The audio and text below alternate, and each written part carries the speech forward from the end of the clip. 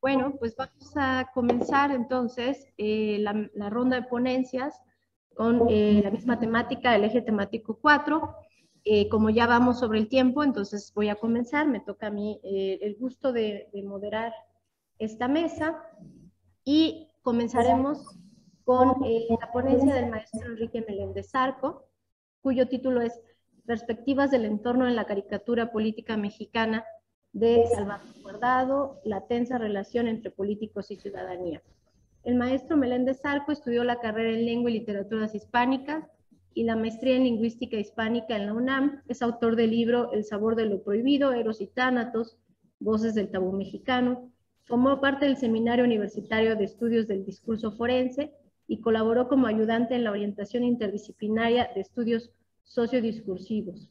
Es miembro de la Asociación Latinoamericana de Estudios del Discurso y la Asociación Mexicana de Retórica, así como colaborador del proyecto Dicumas en España.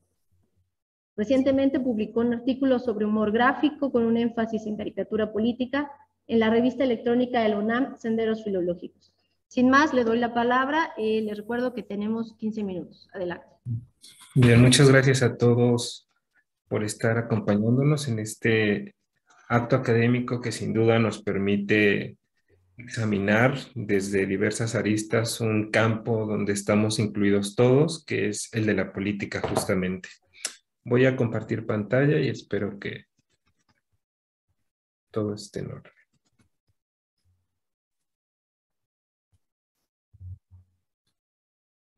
Bien, en esta ocasión vamos a referirnos sobre todo a la política desde un ámbito muy particular que es el discursivo y a la luz de la caricatura de Salvador Guardado.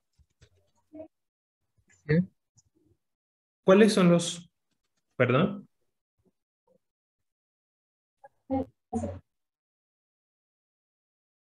¿Cuáles son los objetivos de mi trabajo? Los objetivos son los siguientes. Presentar un análisis discursivo sobre las perspectivas que a través de la caricatura política de Salvador Guardado, sobre todo de la caricatura de 2021, se evidencian sobre el entorno mexicano en el marco de la insoslayable relación entre políticos y ciudadanos. La caricatura que vamos a estudiar la abordaremos sobre todo a partir de la teoría escandinava de la polifonía lingüística de la Scapoli, que constituye uno de los desarrollos teóricos que continuaron a los trabajos del lingüista francés Oswald Ducrot. El orden expositivo que voy a seguir es el siguiente e inicio con el primer apartado que va de discurso, enunciación y política.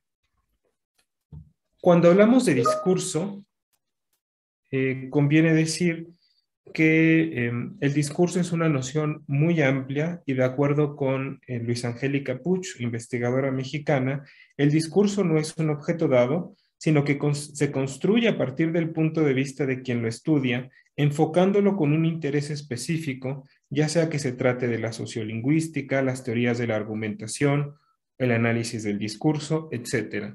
Dentro del análisis del discurso habitan una diversidad muy amplia de teorías, una de ellas la polifonía lingüística, pero en términos muy generales podemos entender el análisis del discurso como ese estudio de la relación entre lenguaje, sentido y vinculación social. Dentro del análisis del discurso hay una pluralidad de perspectivas y constituye el análisis del discurso una posibilidad de intercambio interdisciplinario. Al mismo tiempo, conviene decir que el discurso lo podemos analizar acentuando distintas aristas, por ejemplo, la relación entre discurso y enunciación, donde vamos a reconocer que un locutor intentará influir de alguna manera al alocutario. Esto significa que el discurso no es una producción lingüística azarosa, sino que tiene intenciones y está contextualizado en un momento social, histórico y sin duda político determinado. Las teorías discursivas actuales dentro del análisis del discurso han reconocido la importancia del carácter polifónico, es decir, que en un discurso no encontramos una sola voz, sino una pluralidad de voces, voces que están dialogando y que generan discursos que no parten de la nada, sino que están a menudo relacionados con otros discursos de manera intertextual y donde sin duda el carácter interactivo y del auditorio desempeña un papel fundamental. ¿Cuál es la relación entre discurso y política? Bien, veamos primero que, de acuerdo con Charudeau, la política es un campo en el que se dan relaciones de fuerza simbólica por la conquista y el manejo del poder que no puede ejercerse, sino cuando éste se basa en una legitimidad adquirida y atribuida. Sin embargo, esto no es suficiente, ya que el actor político que está en la búsqueda legítima debe también parecer creíble y persuadir al mayor número de individuos de que deben compartir determinados valores. Esto significa que en el análisis del discurso y en la relación discurso y política es importante considerar simultáneamente una serie de factores. Factores en los que entra en juego el afecto y la racionalidad, historias personales e historias colectivas, el espacio público y el espacio privado, religión, política, sexo, etc. La caricatura política, un espacio idóneo para la sátira. La caricatura, al igual que la historieta, la ilustración, el chiste gráfico, pensemos en los memes, etcétera, forman parte de lo que se conoce en los estudios humorísticos como el humor gráfico, entendiendo humor gráfico como toda manifestación discursiva integrada mediante una imagen.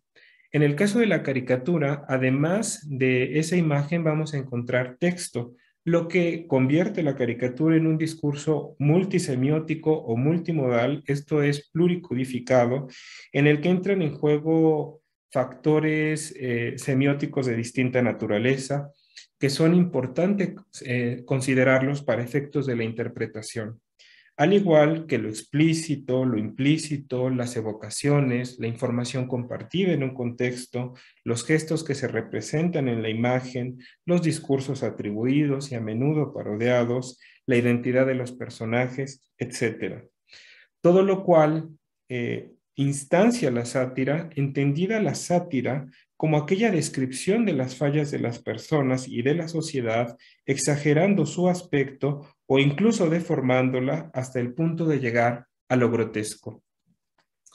Una teoría que nos permite dar cuenta de la diversidad de perspectivas que es posible ubicar en un discurso a saber sobre el entorno mexicano es la teoría escandinava de la polifonía lingüística. Esta teoría parte de los fundamentos teóricos del lingüista francés Oswald Ducrot, quien aplica el concepto de polifonía, que en origen es un concepto musical, al campo de la lingüística. Sin embargo, años atrás, en lingüística, el teórico Mikhail Bakhtin hace una revisión de las novelas de Dostoyevsky y reconoce una diversidad de voces y de conciencias independientes e inconfundibles que dan lugar a un mundo polifónico. Esta perspectiva polifónica, desde la literatura, conocida como polifonía literaria, textual, narrativa, o ese plurilingüismo dialogizante, va a tener diferencias con respecto al enfoque que ahora presentamos, que es la polifonía lingüística, que como anuncié antes, parte de los desarrollos teóricos de Oswald Ducrot, que es un analista del discurso francés. Para Ducrot, el autor de un enunciado no se expresa directamente en él, sino que pone en escena en el mismo enunciado un cierto número de personajes. De acuerdo con este autor, el sentido de un enunciado es posible reportarlo a partir de la descripción de la confrontación de las distintas voces que en el enunciado aparecen, es decir, describiendo sobre todo lo que se dice en el enunciado y no lo que posiblemente llevó a alguien a emitirlo. La teoría de la polifonía lingüística constituye una crítica a un postulado implícito de la lingüística moderna que sostenía que detrás de un enunciado hay una y solamente una persona que habla. En cambio, Oswald Ducrot decía que hablar de personas de carne y hueso para efectos de análisis lingüístico y discursivo era sumamente complejo y en su lugar proponía otras categorías. Uno de los ejemplos que pone en sus reflexiones es pensando, por ejemplo, en una circular administrativa, a quién vamos a considerar el productor de ese enunciado, a la secretaria, al funcionario que dictó la circular o al funcionario de grado que toma las decisiones que en la institución gobierna. Otro ejemplo sintomático de la dificultad de reconocer a personas de carne y hueso para efectos del análisis del discurso son estos discursos de la doxa, de la opinión general. Discursos que son aprovechados, hay que decir, en política por los autoridades con fines retóricos múltiples, como al pan pan, al vino vino, las cuentas claras y el chocolate espeso, hijo de tigre pintito, el que se aflige, se afloja. Luego entonces la concepción polifónica, de acuerdo con Luisa Puig, permite analizar cómo en un enunciado se escucha una pluralidad de voces, es decir, cómo un locutor pone en escena en el interior de su propio discurso el habla de otros. Una de las perspectivas que ha retomado los trabajos de Oswald Ducrot, que datan por ahí de la década de los 80 y que se han mantenido hasta nuestros días, es el grupo de las Capolin, que desde hace 30 años han trabajado en la conformación de una teoría y de análisis polifónicos. Su concepción de polifonía se distingue de cualquier otra en dos aspectos fundamentales. Uno, que considera que la polifonía es un aspecto del significado del enunciado que probablemente esté codificado en la forma lingüística para dejar huellas a nivel de la lengua. Y dos, que se reconoce que en el enunciado siempre hay una voz dominante y por tanto una jerarquía de voces. El objetivo de esta teoría es poder especificar en cualquier situación discursiva qué parte del significado total, pragmático y polifónico se debe a instrucciones que provienen de la lengua y qué parte se debe a otros aspectos generales o factores específicos presentes en cada caso y pertenecientes al modelo de la interpretación.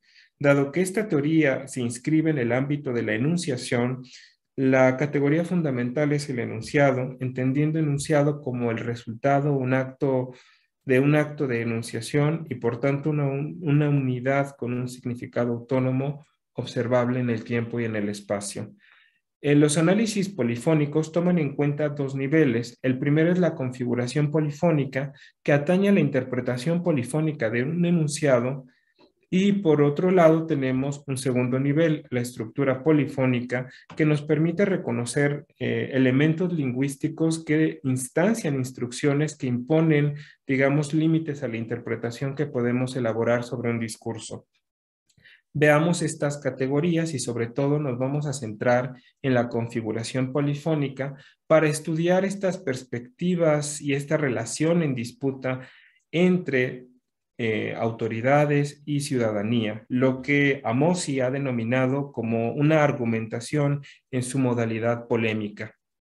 La caricatura, como comenté, procede del periodista nayarense Salvador Guardado, quien ha ejercido el trabajo de la caricatura desde hace 50 años. Esta primera caricatura que ven en pantalla nos permite analizar una categoría que es fundamental cuando hablamos de polifonía, que es la del locutor. Insisto, como una categoría discursiva y no como seres de la realidad. En esta caricatura, el locutor es el responsable del acto de enunciación y, por tanto, el que mueve los hilos en el discurso para trazar una imagen de las voces que se escuchan en él, de los puntos de vista que gobiernan el discurso. La caricatura que vemos en pantalla entonces tiene como locutor del enunciado una representación del presidente mexicano en turno, Andrés Manuel López Obrador, quien dialoga con un periodista de aspecto sorprendido e inclinado hacia atrás, en tanto que el locutor, el mandatario, es el que se encarga de mover los hilos discursivos para proyectar una imagen desfavorable del Poder Judicial y de su modo de ejecución. Ello por medio del juego posicional sintáctico del adjetivo corrupto. Al sostener que el sistema judicial es corrupto y que ese mismo sistema es el que juzgará a los políticos igualmente corruptos, le hace en este caso Ricardo Anaya, se produce un círculo vicioso intencionado de ilegitimidad. Luego entonces el título de la caricatura en cuestión constituye un encabezado irónico, ya que el efecto patémico de aprobación, consentimiento o serenidad con que habitualmente se asocia a decir "ah, bueno", en este contexto resulta cuestionable y da lugar a la crítica. La segunda caricatura nos permite analizar a los seres discursivos, es decir, a las voces que escuchamos en el discurso. En esta otra caricatura denominada Difícil elección, advertimos nuevamente un uso irónico en el titular, aunque ahora detonado sobre todo por uno de los constituyentes, el vocablo difícil. En el discurso, conformado íntegramente por enunciados en forma de interrogación, observamos el modo como un ciudadano toma la voz en tanto sujeto de enunciación, validando el punto de vista según el cual en las elecciones políticas los votantes pueden decantarse bien por candidatos corruptos o bien por los más corruptos. El implícito aquí desempeña un papel fundamental en términos polifónicos, ya que el sujeto de enunciación en cuestión no solo califica negativamente por igual a los candidatos en contienda, sino que presupone que su interlocutor y ser discursivo a la vez avala como cierto dicho punto de vista. En este sentido, más que hablar de una elección y en particular de una difícil elección, nos encontramos ante un dilema porque la posibilidad de opción se reduce a un destino desfavorable para los mexicanos en términos políticos. La tercera caricatura política nos permite analizar los puntos de vista que despliega el discurso. Un tipo de punto de vista que advierte del carácter polifónico de esta caricatura concreta que ven es el punto de vista jerárquico. Un punto de vista jerárquico es aquel que permite realizar un juicio sobre otro juicio, especialmente para invalidarlo y superponerse a él. La negación es sin duda un fenómeno detonador de esta clase de puntos de vista. En la caricatura es posible identificar la disparidad de puntos de vista de los ciudadanos entre sí, pero también entre las instituciones y actores políticos, ya que las voces que dialogan a la luz del discurso poseen perspectivas distintas sobre los procesos electorales de los partidos políticos, uno contra el PRI y el otro contra Morena. Así pues, tenemos un punto de vista donde una de las voces afirma que el proceso electoral interno del PRI ha sido un cochinero, juicio al cual se contrapone de inmediato un segundo punto de vista al catalogarlo como falso y aseverar que el proceso interno, que realmente ha sido un cochinero, ha sido el de Morena. A diferencia de los encabezados de la caricatura, en este caso el titular se encuentra a tono con el efecto patémico o emocional de desaliento que instancia uno de los personajes de la caricatura con su discurso y que causa al mismo tiempo la contraexpectativa o sorpresa del otro. Esta última caricatura nos permite estudiar los lazos de responsabilidad, es decir, aquellas conexiones entre seres discursivos y puntos de vista donde se reconoce una validez o se asume como cierto una perspectiva. En esta última caricatura rotulada El Camino Correcto, nos permitirá examinar el lazo de responsabilidad. Los protagonistas y voces de esta caricatura son políticos adscritos a distintos partidos, el PAN y el PRI. Ambos discursos políticos incurren a su manera en la instanciación de lazos de responsabilidad. Uno de ellos corre a cargo del político del PAN, que cataloga enfáticamente como cierto el hecho de que el populismo ha destruido lentamente el país, México, y otro correspondiente al político del PRI, quien por su parte y también interjectivamente considera que la clave que destruirá más rápidamente el país es un cambio de tendencia política, el neoliberalismo. El juego de sentido estriba aquí en el uso intencionado de los adverbios largos, lentamente y rápidamente, que localizan intenciones distintas que se defienden. En uno, la preocupación del declive mexicano y el otro, el deseo de aniquilarlo por medio de estrategias más efectivas. Ya con esto termino las conclusiones. A través de estos análisis hemos podido notar que la caricatura es uno de los ámbitos en los que es posible apreciar las diversas perspectivas sobre el entorno a partir del examen de la relación entre políticos y ciudadanos que se traza en el discurso por medio de una conjunción de elementos verbales y no verbales en contexto. La caricatura de Guardado, en tanto en tono humorístico y suspicaz, elabora una crítica sobre las circunstancias desfavorables que se representan como parte del territorio mexicano.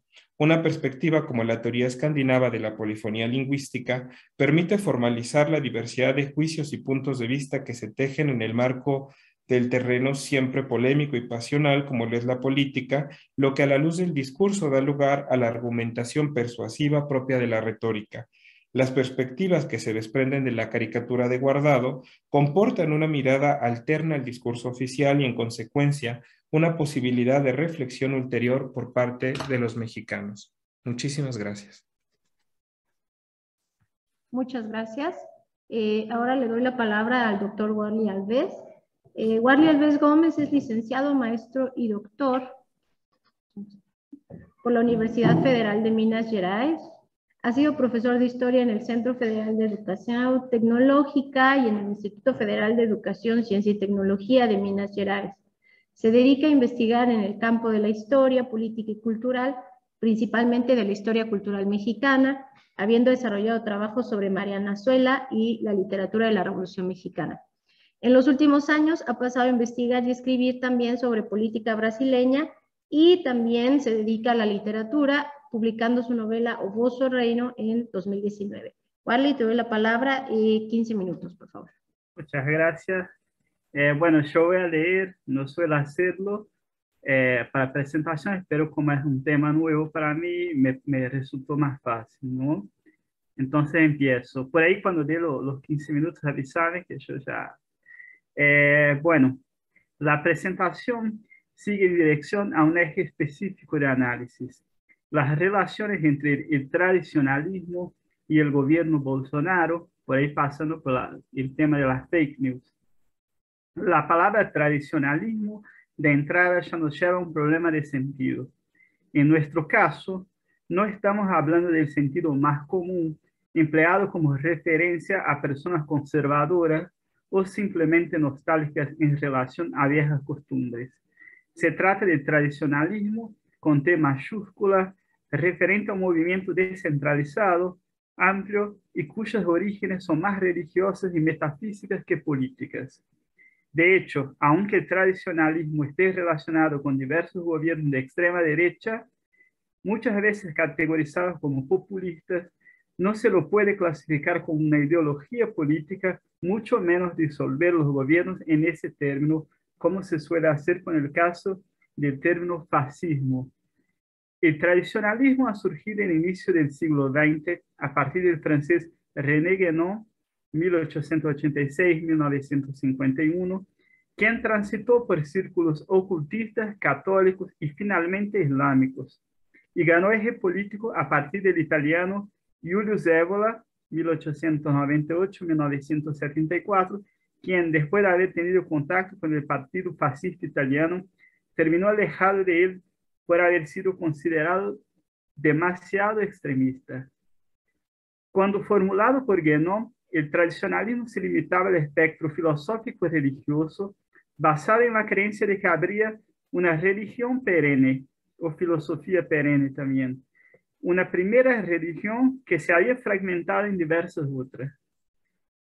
Como tener acceso a esa primera religión sería imposible, Guénon recomendaba iniciarse en la tradición religiosa ortodoxa, principalmente el islamismo o el cristianismo ortodoxo, ya que el hinduismo, la religión más cercana a la religión perenne, sería poco accesible a un occidental. Guénon decía iniciar y no convertirse, pues lo que aconsejaba no era la creencia en las religiones iniciadas, sino simplemente la utilización de las prácticas de esas como un modo de estar más cercano a la religión primordial. En otros términos, las prácticas religiosas ortodoxas serían exotéricas, por tanto visibles, y modos de alcanzar una relación esotérica, una conexión mística con Dios, mientras las prácticas de las otras religiones, como las del catolicismo romano, serían meramente exotéricas, o sea, solamente visibles. El propio Guénon, al mudarse de Francia para el Cairo, se convirtió al islamismo, cambiando su nombre para Abd al-Wahid Yahya. Otro rasgo del tradicionalismo planteado por Guénon es la decadencia humana en la modernidad, basada en un fuerte individualismo. En su libro La crisis del mundo moderno, publicado en 1927, el francés hace una apropiación del tiempo cíclico del hinduismo, dividiéndolo en 4 eras: la edad de oro, la crita, que sería de los sacerdotes; la edad de plata, treta, de los guerreros; la de bronce, Dwapara, que sería de los comerciantes, y la de las tinieblas o de los esclavos, que se llamaría Kali Yuga. Según Guénon, estaríamos en el Kali Yuga ahora. El tradicionalismo de Guénon no era eminentemente político, cambio que se dio a partir del italiano Ébola. Ébola mantuvo el tiempo cíclico de Guénon y del tradicionalismo, pero se utilizó de ese tradicionalismo para defender lo que él veía como el europeo nativo. Así estableció una triple jerarquización de la espiritualidad sobre la materialidad, del masculino sobre el femenino, de los blancos y arianos sobre los seres de piel oscura. Esa idea de raza no era solamente fenotípica y biológica, sino también espiritual. Ébola también estableció la idea de que era posible, entre comillas, cabalgar en el tigre, más directamente acelerar el ritmo del cambio de las eras. A lo largo del siglo XX y comienzos del XXI, las teorías de Guénon y Ébola fueron asimiladas, adoptadas y cambiadas por muchos lectores, lo que nos lleva a considerar que la difusión de las ideas presentes en el espectro del tradicionalismo ni siempre implica la vinculación directa de ese movimiento con quien las defiende y las propaga. De hecho, muchos tradicionalistas consideran que a lo mejor sus creencias se mantengan algo secretas, pues lo que les interesa más bien es la difusión de sus valores morales y espirituales. Guénon, particularmente, tuvo varios seguidores, entre ellos Fridtjof Schuon, 1907-1998, quien tras haber pasado por varios países, migró para los Estados Unidos en 1980 y en 1986, entre muchas mujeres y bailando la danza del sol de los indígenas Sioux y fantaseado como uno de ellos, dio autorización y jaza en islámico para el recién iniciado islámico Olavo de Carvalho, bautizado entonces Sidi Muhammad Ibrahim, convertirse en Muqaddam, representante de la tariqa María Mía en Brasil. Carvalho ya conocía el tradicionalismo antes de conocer a Schuon, habiendo participado incluso de un grupo de origen argentina llamado La Tradición. El tradicionalismo estuvo presente en Argentina desde la década de 1920. Pero su pasaje, la de Carvalho, por la María Mía y el cargo de Muqaddam son, sin duda, un marco importante en su vida. No demoró mucho para que él se desencantase con la María Mía, principalmente porque Schuon pasó a preferir un colega suyo, Mateus Soares de Azevedo, nacido en 1959, para asumir la representación de la tariqa en Brasil. La trayectoria de Carvalho sufrió más un cambio considerable cuando, tras haber roto sus relaciones con Schuon, conoció a Stanislaus Lula Sanz, profesor de la Pontificia Universidad Católica de Rio de Janeiro, y pasó a participar del grupo coordinado por él, genéricamente llamado de Conjunto de Investigación Filosófica. El profesor era un jesuita neotomista y fue clave en la reaproximación de Carvalho con el cristianismo, pues a pesar de estar de acuerdo con parte de los principios tradicionalistas, principalmente las relativas a la crisis del mundo moderno, mundo actual en las palabras de Stanislaw, Lado Sanz creía que la filosofía podría ser un puente entre las modernas técnicas y las ciencias humanas, así como con la trascendencia. El profesor murió en 1993, llevando el grupo a cerrar sus actividades. Carvalho se mudó para Virginia, Estados Unidos, y pasó a dar cursos online de filosofía, convirtiéndose en un fenómeno virtual. Carvalho pasó a ser un personaje cada vez más importante en la trayectoria política de Brasil a partir de 2013, cuando a partir de las llamadas Jornadas de Junio, el gobierno de Dilma Rousseff, presidente electo por el Partido de los Trabajadores, pasó a enfrentar diversas dificultades políticas y económicas. A pesar de haber conseguido ser reelecta en 2014, sufrió un impedimento en 2016, consecuencia de una conjunción de factores que van desde fracasos político-económicos que generaron insatisfacción popular amplia a la derecha y a la izquierda, a un tipo de complot de sectores de la derecha brasileña, lo que les llevó a los sectores de izquierda a considerar, no sin bases reales, el evento como un golpe parlamentar. Entre 2013 y 2018 fue el periodo que marcó la derrocada del PT, la ascensión de Michel Temer y las elecciones de 2018, que llevaron a Jair Bolsonaro a la victoria después que Lula fue impedido de competir en un juicio dirigido por Sergio Moro, que pronto fue indicado ministro de Justicia en el nuevo gobierno. A lo largo de estos años, las fake news pasaron a ser cada vez más parte del cotidiano brasileño, al mismo tiempo que Olavo pasó a ser visto como el gurú de la nueva derecha. Todos esos elementos se encuentran en las elecciones de Bolsonaro, que tenía una admiración pública por Carvalho. Le fue ofrecido a Carvalho el cargo de ministro de Educación, prontamente rechazado, pero en cambio, Carvalho, en los 2 primeros años, indicó 3 ministros del nuevo gobierno. El colombiano Ricardo Vélez, para Educación, Abraham Weintraub, el sucesor de Vélez, y Ernesto Araújo, ministro de Relaciones Exteriores.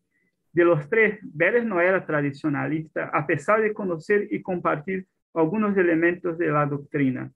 Weintraub era seguidor de Olavo y Araújo era, según las palabras del propio Olavo, más tradicionalista que él mismo. Bueno, y ya pasó casi el tiempo. Bueno, ese es el problema de leer. Bueno, por ahí Carvalho también tuvo relaciones con Steve Bannon, quien hizo algunas escenas para presentar Carvalho a su círculo de amigos. Y bueno, así como Ernesto Araújo, que según Carvalho es el más tradicionalista de los ministros, ha indicado personas para actuar en la embajada, personas que siguen los tradicionalistas como César Ranquetá, que es un seguidor de Julio Zévola, y etc. Bueno, Olavo de Carvalho abandonó parte de los preceptos tradicionalistas, aunque todavía considera el diagnóstico de Guénon acerca de la modernidad esté correcto, pero no cree en la conversión para el islamismo ser el camino para la salvación. Para Carvalho sería el cristianismo y en ese punto Estados Unidos, y con el liderazgo de Donald Trump sería la salvación del occidente, y finalmente también el camino para que las instituciones modernas, tales como nosotros conocemos, se terminen, digamos.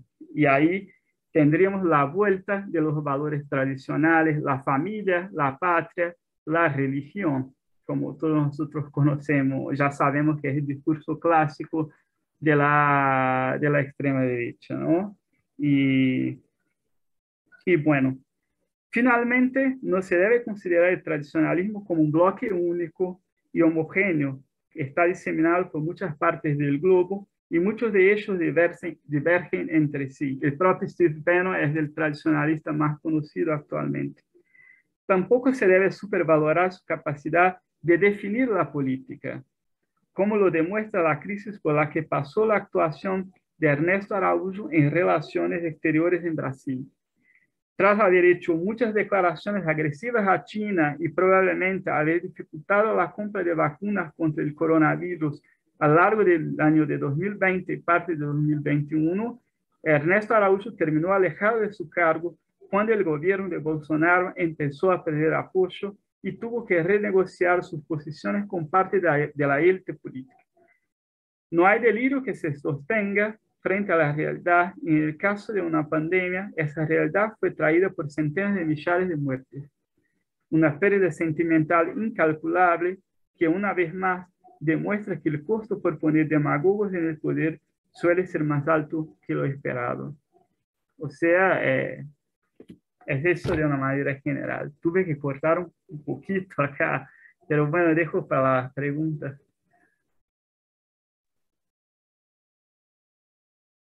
Muchas gracias, Wally. Sí, gracias por apegarte al tiempo y como bien dices, tendremos una serie de preguntas al final de las presentaciones.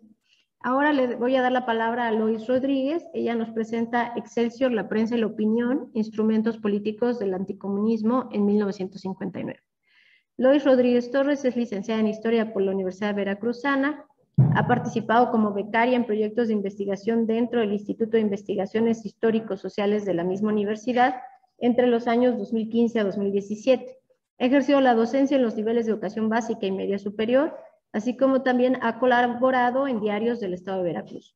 Actualmente se encuentra desarrollando el proyecto de investigación El discurso anticomunista en el diario La Opinión de Poza Rica, 1958-1961, para obtener el grado de maestra en historiografía por la Universidad Autónoma Metropolitana Azcapotzalco. Lois, te doy la palabra, por favor, 15 minutos. Muchísimas gracias, gracias a todo el seminario por este espacio.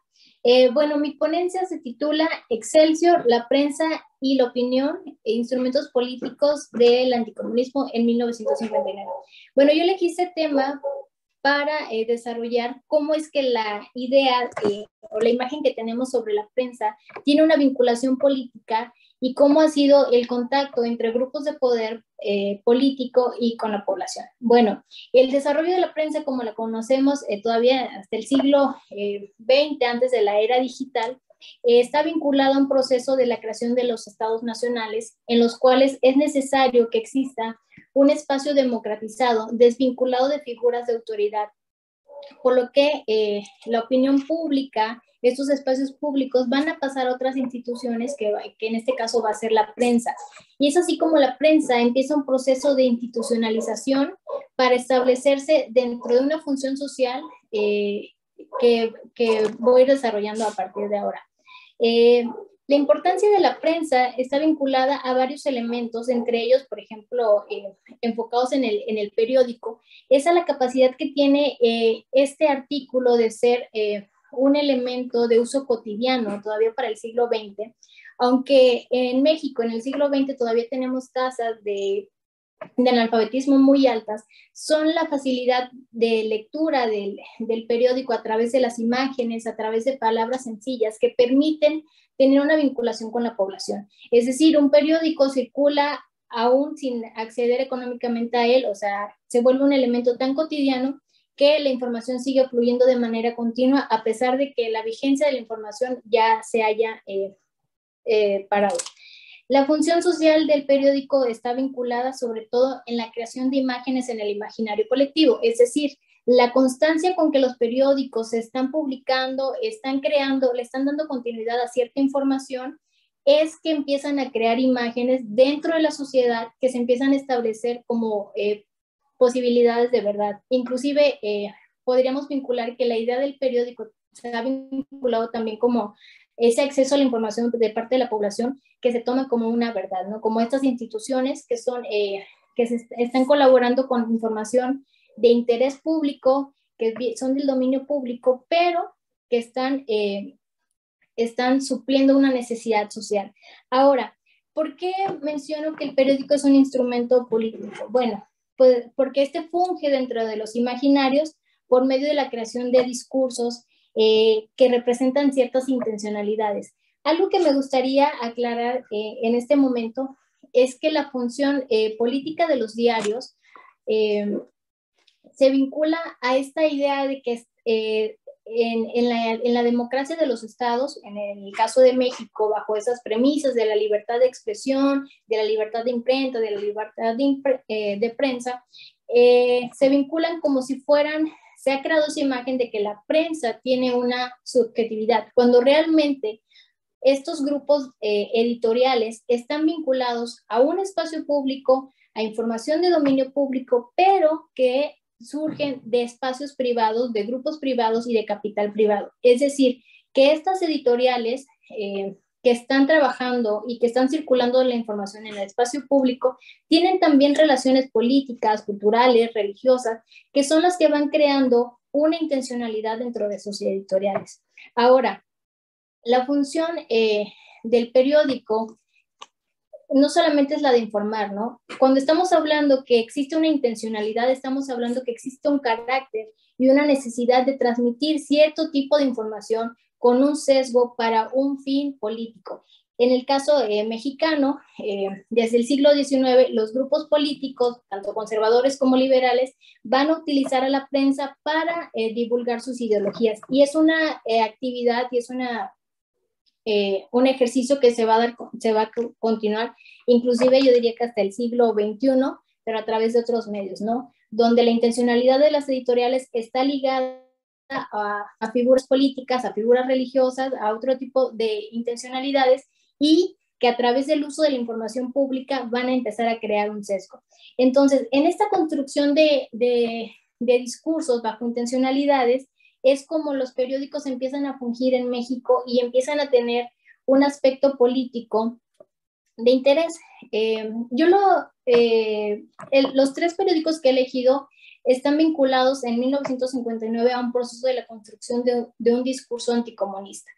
El discurso anticomunista es una elaboración creada, intencionada, por ciertos sujetos que buscan eliminar y erradicar todas las ideologías de izquierda, no solamente comunistas, sino marxistas, leninistas, anarquistas, ¿no? Pero que se confabulan bajo este ideal del comunismo. Ahora, el discurso anticomunista, hay algunos otros historiadores que han mencionado que pues, surge con la Guerra Fría, pero realmente en México el México revolucionario crea un caldo de cultivo para el anticomunismo de la Guerra Fría, puesto que hay un interés económico también de los grupos sindicalizados, de los grupos obreros, del mismo partido oficial, que en este caso sería el PRI, de la misma Iglesia Católica, por eliminar todas esas corrientes de izquierda. Es decir, la misma Iglesia Católica funge todavía un papel importante dentro de la cultura política mexicana, que inclusive en este mismo año de 1959 el Papa Juan XIII va a convocar a un concilio vaticano para tratar esos temas del anticomunismo.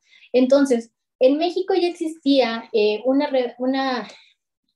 repele a todas estas corrientes de izquierda, que para cuando surge la Guerra Fría, se va a dimensionar ya a otros niveles, sobre todo internacionales. Cabe destacar que para este momento la CIA ya había establecido una agenda de cómo iban a manejar el comunismo y cómo iban a repeler el comunismo en América Latina, y establece una serie de pasos, ¿no? Y entre ellos está la prensa. Y esta vinculación que hay entre la CIA y la prensa mexicana, pues no es algo oficial, pero que sí es visible, puesto que al menos estos 3 periódicos lo están manejando. En el caso de Excelsior, es un periódico de circulación nacional, es un periódico independiente, y me refiero a independiente porque no está vinculado a ninguna organización editorial. Tiene un carácter también anticomunista, inclusive este diario tiene una sección en inglés en 1959, o sea, donde habla también como que de esa filia hacia las cuestiones norteamericanas, ¿no? Que incluso le dedica una sección en inglés. En el caso Excelsior también va a tener relaciones muy importantes con los grupos de poder, sobre todo priistas, y que después, en los años 70, se va a romper como que esta relación. En el caso de la prensa, también es un periódico de circulación local, sobre todo en la Ciudad de México y el Valle de México, pero este periódico sí tiene una vinculación con una organización que es la Organización Editorial Mexicana, que tiene un sesgo súper anticomunista, también por cuestiones más conservadoras, por su ligamiento a otros grupos de poder, y que pues tiene periódicos en todo el país, y que cada uno de ellos está estableciendo pues una postura anticomunista. En el caso de La Opinión, que pues es el periódico que yo trabajo en mi investigación de maestría, es un periódico local, pero que tiene fuertes vinculaciones con grupos políticos dentro del ámbito de la ciudad de Poza Rica, que es una ciudad que tiene un vínculo muy fuerte con la industria petrolera y sobre todo con el sindicato. Entonces, este periódico, a pesar de que surge en un espacio pequeño, por decir, de circulación, tiene nexos con los Periodistas Unidos de América, que es una organización que está transfiriendo información, y son quienes les venden las noticias internacionales a este periódico pequeño. Y creo que lo más interesante, y ahí es donde doy como que ese vínculo con la agenda que está desarrollando la CIA y Estados Unidos, es que La Opinión tiene como colaboradores para 1959 a la Embajada norteamericana, ¿no? Y que esto pues nos habla de la relación que hay entre Estados Unidos y estos periódicos para establecer como que la agenda anticomunista. Ahora, ¿cómo es que estos tres periódicos, a pesar de que están en diferentes modalidades, están dependiendo de diferentes instituciones y que están en diferentes espacios, están creando un discurso anticomunista? Bueno, ellos utilizan las tácticas editoriales para establecer este discurso. Van a utilizar la primera plana, van a utilizar la caricatura, van a utilizar ciertas notas editoriales para darle una continuidad a un discurso anticomunista que para 1959 lo van a construir gracias a las noticias internacionales sobre la Revolución Cubana. El seguimiento que le dan a la Revolución Cubana estos tres periódicos es de manera diaria. Esa constancia con la que están divulgando el discurso anticomunista es algo increíble, porque inclusive utilizan más la primera plana para hablar de temas sobre la Revolución Cubana que sobre temas de la política mexicana, ¿no? Que aquí tiene dos funciones. Una, crear ese sentimiento anticomunista, pero y también desviar la mirada de las políticas nacionales, ¿no? Entonces, aquí tiene como que una doble cara el juego. Ahora, la Revolución Cubana utilizan varios elementos para desarrollar este discurso. Por ejemplo, crean a través de la figura de Fidel Castro el enemigo, ¿no? Es el comunista por excelencia, es a quien le van cargando todos los prejuicios y que van mostrando cómo es un comunista, ¿no? Es un hombre sanguinario, es un hombre autoritario, es un hombre que no está abierto a la democracia, que es como que una de las cuestiones que va a defender sobre todo la postura liberalista norteamericana, y que en Fidel Castro pues es eliminada.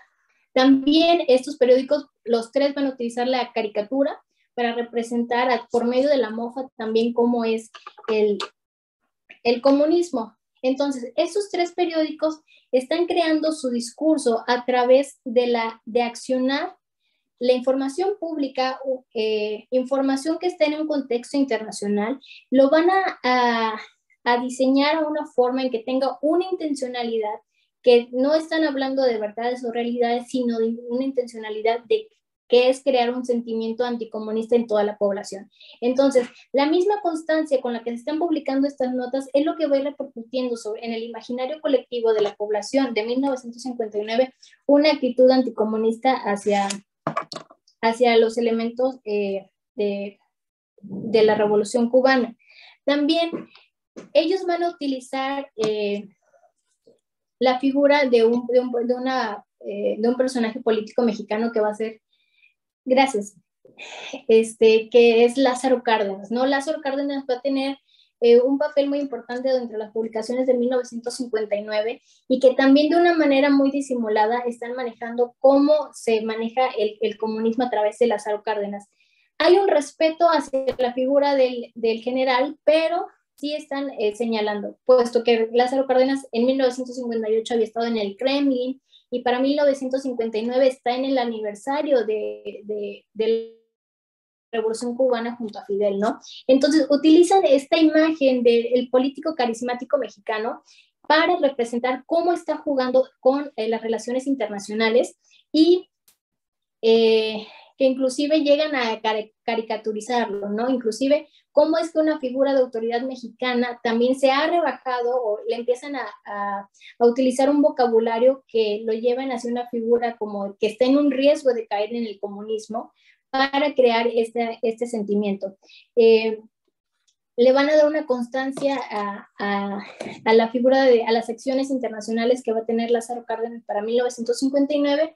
Inclusive el mismo Lázaro Cárdenas en sus memorias va a escribir, ¿no? Como acerca de cómo la prensa lo empieza a atacar y cómo utilizan elementos de la cultura política mexicana, como va a ser los valores de la Revolución Mexicana, para atacar al mismo Lázaro Cárdenas, ¿no? Inclusive Lázaro Cárdenas en algún momento defiende la Revolución Cubana y defiende a la Revolución Mexicana y dice que se habla de que no es por comunismo, sino que tiene que ver más con las condiciones políticas previas a estas revoluciones, ¿no? Habla de la miseria, habla de la pobreza. Entonces, estos juegos políticos se van a dar en un entorno, en una atmósfera que estos tres periódicos están retomando. no es que haya como una aliación, sino que se crea una atmósfera política, hay una cultura política anticomunista, que esos tres periódicos, bajo ciertas normas y bajo ciertas, las relaciones que tienen con los grupos de poder político, con sus grupos económicos, inclusive con los religiosos, porque también para 1959 hay un tema dentro de la cultura mexicana que tiene que ver con quién va a ser el primer cardenal mexicano. Entonces son todos esos elementos que van a establecer cómo se va a dar un sistema anticomunista dentro de la prensa mexicana. Gracias.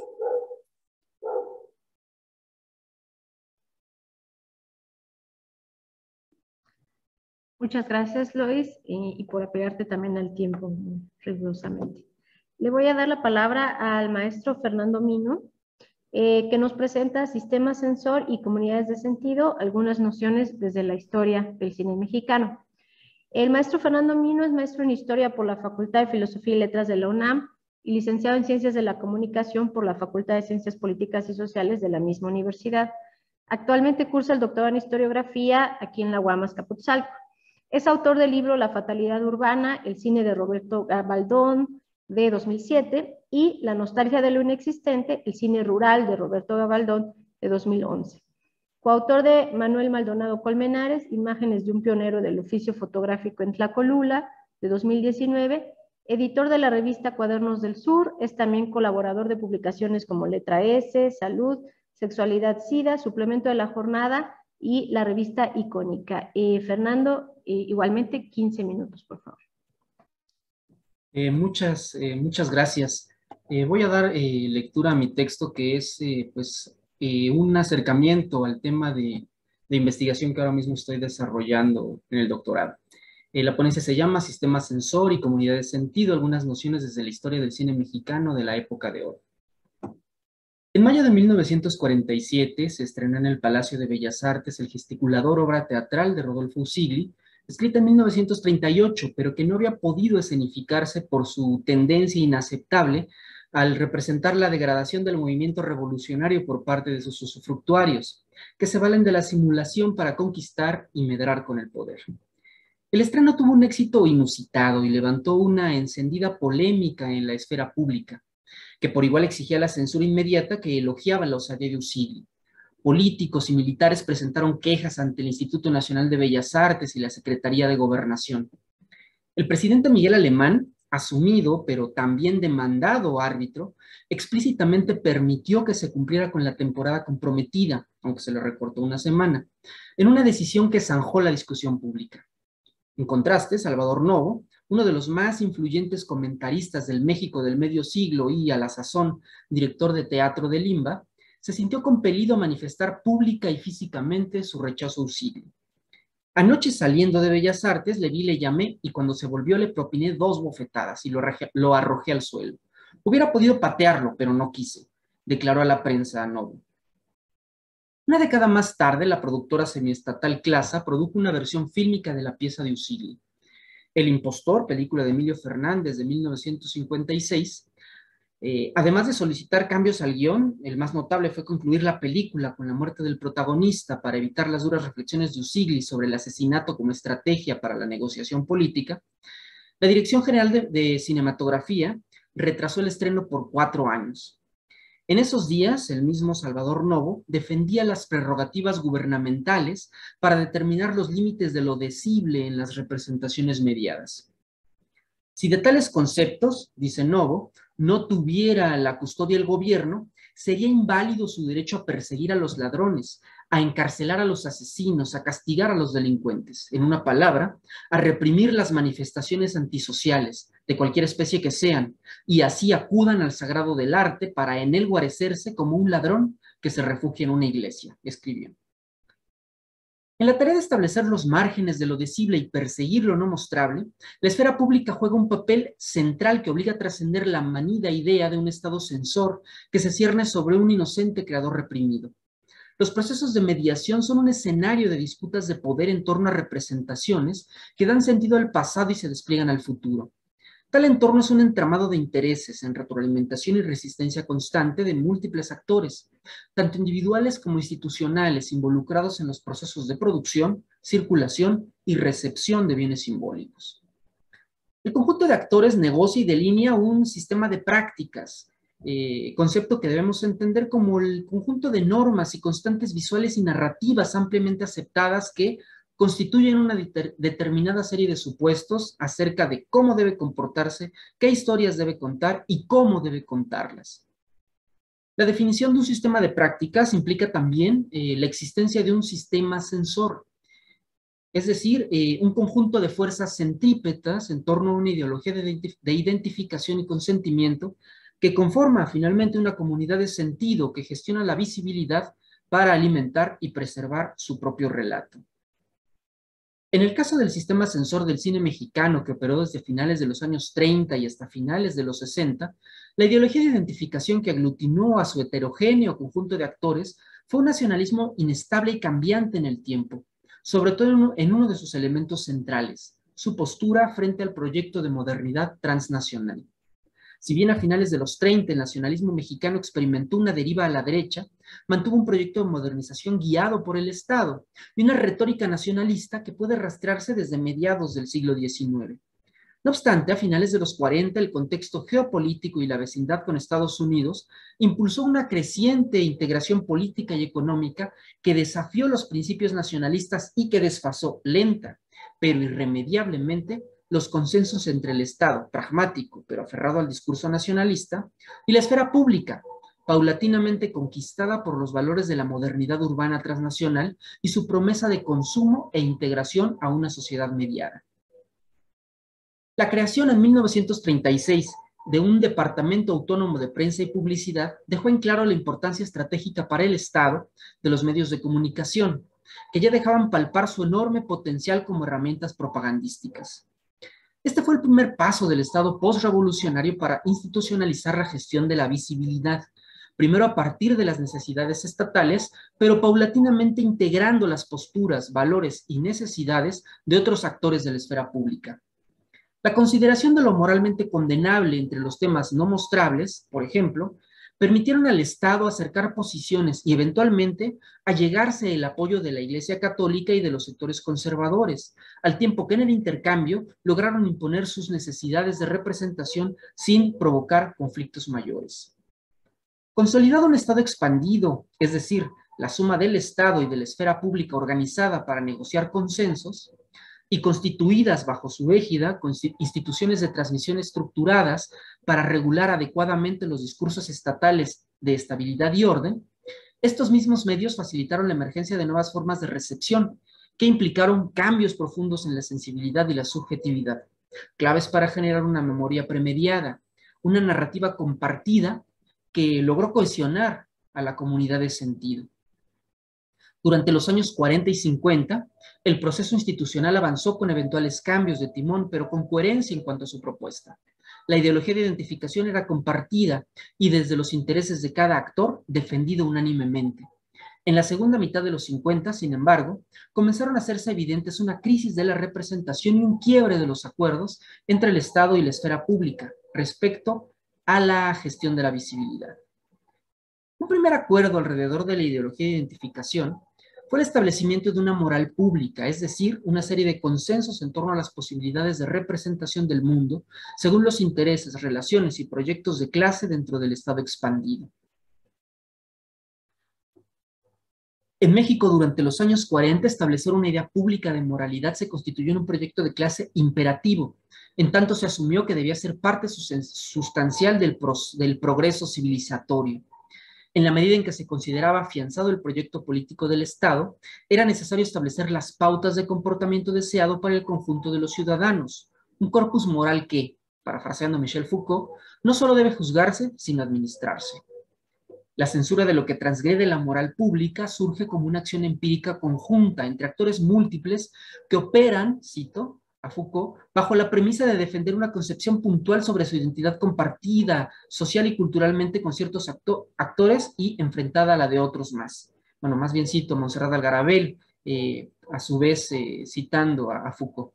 Así, por ejemplo, el censor de la película Sombra Verde, una película de Roberto Gabaldón de 1954, luego de objetar por denigrantes un par de secuencias del guión presentado antes de la filmación, escribió que la labor estatal de censura busca prevenir, cito, el mal efecto en las mentes sencillas de la gente del pueblo, que son quienes más disfrutan con las historias románticas y melodramáticas. Pero la moral pública también incide en la tensa negociación entre el nacionalismo y los valores de la modernidad transnacional. Para mantener el equilibrio, el sistema censor se ocupa de cuidar que las representaciones mediadas constaten la superación civilizatoria de la nación, sobre todo cuando serán vistas fuera del entorno nacional. El mismo documento sobre Sombra Verde indica que ciertas escenas deben desecharse, pues, cito, las costumbres un tanto primitivas de los pueblos indígenas que pudieran ser vigentes en otros tiempos, ahora ya no lo son, y aunque así lo fueran, degradan al país, sobre todo cuando las películas salen al extranjero. Esta lógica censora constituye un dispositivo que se apuntala y se nutre desde diferentes flancos, de acuerdo a los intereses y necesidades de los actores involucrados en un proceso de restricción, pero también de producción de sentido. En su descripción de la lógica censora, Michel Foucault alude a la lógica en cadena, como la manera en que se articulan simbólicamente las transgresiones para mejor proscribirlas. Cito: de lo que está prohibido no se debe hablar hasta que esté anulado de la realidad. Lo inexistente no tiene derecho a ninguna manifestación, ni siquiera en el orden de la palabra que enuncia su inexistencia. Y lo que se debe callar se encuentra proscrito de lo real, como lo que está prohibido por excelencia. Esta lógica encadena, además, deja una estela implícita, un camino que se impone como el adecuado, el dominio de lo decible, al que alude Judith Butler en una ampliación de la propuesta de Foucault en la que reconoce a la censura como producto de relaciones de poder y productiva en sí misma. La censura, bajo esta perspectiva, no es algo meramente restrictivo y privativo, sino algo que configura los sujetos y los límites legítimos del discurso. En la segunda mitad de los años 50 ya era innegable la adhesión de la cultura urbana mexicana a un proceso de transición iniciado al final de la Segunda Guerra Mundial en los países occidentales. Este cambio implicó una redefinición de las maneras en que las personas experimentan la vida cotidiana. Se equipara la cualidad de consumidor a la de ciudadano y se configuran nuevas formas de recordar el pasado, en gran parte vinculadas a la pertenencia a una sociedad mediada que trascienden los límites de lo nacional. Las contradicciones entre este proyecto transnacional y el nacionalismo postrevolucionario como ideología de identificación del Estado expandido se expresaron de múltiples formas y en conjunto revelaron la tensión creciente entre una idea remediada de modernidad y los propios límites del Estado modernizador. Dicha tensión desembocó en un cuestionamiento creciente de la hegemonía estatal, de sus métodos de negociación con la esfera pública y de sus formas premediadas de representación de la memoria colectiva. A finales de los años 50, el conflicto entre modernidad y nacionalismo postrevolucionario tuvo una interesante escenificación mediática. Por un lado, el triunfo de la Revolución Cubana proporcionó nuevos referentes mediados para la izquierda global, sobre todo la latinoamericana y la mexicana. Al mismo tiempo, esa mediación contribuyó a reavivar el discurso anticomunista remediado durante décadas, tanto por los medios transnacionales como por los nacionales, como bien señaló Lois en la ponencia anterior. El papel hegemónico del Estado se puso a prueba e inició un periodo marcado por complicaciones en la convergencia con varios sectores de la esfera pública, como no había sucedido desde los años 30. En el terreno del cine, la discrepancia entre modernidad y nacionalismo había favorecido la visibilidad pública de los espectadores, por lo menos de una parte ubicada entre los sectores medios urbanos, la cual elaboró un discurso crítico de la actuación del sistema censor, a partir del diagnóstico de una inferioridad esencial del cine producido en México y de la reivindicación de un valor moderno elemental, pero problemático para el discurso del nacionalismo estatal, la libertad de expresión. Este discurso crítico dejó claro que para ciertos segmentos de los sectores medios, el problema era de índole dicotómica. Para ser auténticamente modernos, había que sacudirse la premediación nacionalista. Estas críticas fueron muy relevantes y contribuyeron a formar una opinión pública negativa sobre la censura en México. No obstante, quizá el principal factor que provocó el resquebrajamiento del sistema censor fue la ineficaz gestión del Estado de una crisis que para este momento era apenas un simulacro. En 1960, luego de apoyar y financiar dos ambiciosas películas con representaciones alusivas a la postrevolución, para luego prohibirlas sin ninguna explicación oficial, es el caso de La sombra del caudillo de 1960 de Julio Bracho, por objeciones por una prohibición tácita de la Secretaría de la Defensa Nacional, y Rosa Blanca de Roberto Gabaldón de 1961, por temores a crear problemas diplomáticos con Estados Unidos en plena crisis de los misiles. En estos casos, el actor gubernamental reconoció tácitamente a los medios como escenario de una disputa sociocultural al interior del mismo Estado. La decisión de restringir esos abordajes realistas y alentar representaciones mistificadas de la época revolucionaria plantea cómo el Estado, incapaz de alcanzar consensos al interior de su propio seno, optó por cerrar los espacios de negociación con otros actores, lo que acabó de fracturar el mecanismo del sistema censor, que no obstante seguía operando por inercia hasta su renovación en la siguiente década. En conclusión, el cine nacional fue utilizado desde sus orígenes como medio para fortalecer una memoria colectiva funcional al proyecto modernizador del Estado expandido. Así, contribuyó a enaltecer una idea mistificada del pasado rural, usualmente proyectada hacia el futuro de progreso urbano. Sus bienes simbólicos replicaron una representación idealizada en la que los valores morales y las jerarquías tradicionales permiten modular los cambios impuestos por la modernización. Una narración que ajustaba la idea que el régimen tenía de su propia identidad, pero que también funcionó como relato fundacional de una sociedad urbana en ciernes y guiada por la expectativa de un futuro de progreso. Este conjunto de certezas simbólicas, sin embargo, se fue desgastando sin encontrar un sucedáneo que permitiera la actualización de los consensos. El Estado y un grupo cada vez más reducido de actores dentro de la esfera pública insistieron en mantener un discurso rígido en lo moral y totalmente elusivo en lo social y político. A contracorriente, otro sector de la esfera pública enarboló nuevas consignas y banderas, las libertades de expresión, elección y comportamientos, valores que poco tenían que ver con el viejo nacionalismo y más bien se ostentaron como pruebas de modernidad y progreso. Durante los años 50 y 60, un sector de la esfera pública propuso desde las coordenadas de la modernidad transnacional nuevos relatos y delineó adversarios retóricos propicios a su narrativa. Al iniciar la década de los 70, la esfera pública demandó y eventualmente encontró espacios de negociación con el Estado para establecer, no sin conflictos, nuevos límites de lo decible para las representaciones simbólicas mediadas a través del cine. La nueva comunidad de sentido estableció nuevos relatos en torno a sus conquistas, la mayor, nada menos, la ansiada modernidad. Carlos Monsiváis, uno de los más influyentes comentaristas de la segunda mitad del siglo, lo definiría en los siguientes términos, cito: en lo tocante a la difusión amplia y desprejuiciada, el siglo XX, o si se quiere, la modernidad, se inicia 70 años más tarde, tras la explosión antiautoritaria del 68. Muchas gracias.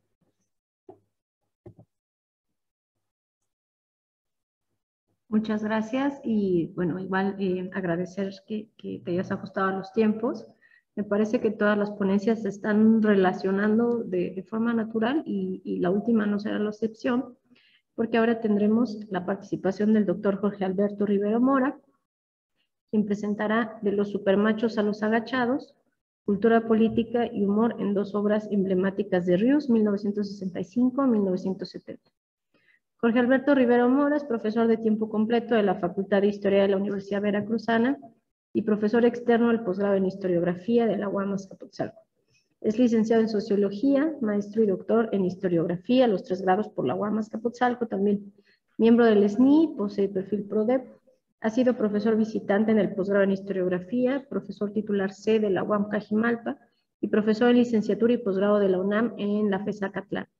Sus líneas de investigación versan sobre tópicos de historiografía cultural e historiografía política, siglos XX y XXI, cine mexicano, cultura popular, cultura política, movimientos sociales y procesos electorales. Jorge Alberto, por favor, 15 minutos. Gracias. Muy buenas tardes. Sí me escuchan, ¿verdad? Perfecto. Elmi, te voy a encargar ahí que cuando me falten 5 minutitos, ahí me avisas porque luego me emociono. La intención de esta ponencia es visibilizar a los actores de la sociedad civil que muchas veces se han minimizado. Yo creo que tengo la gran ventaja de cerrar una mesa en donde los aportes de cada uno de los ponentes ha sido muy satisfactorio, yo creo que para los amables escuchas, los receptores de este coloquio, pero a mí me ayuda también en demasía para no ahondar en ciertos aspectos que ya manejaron muy bien mis colegas.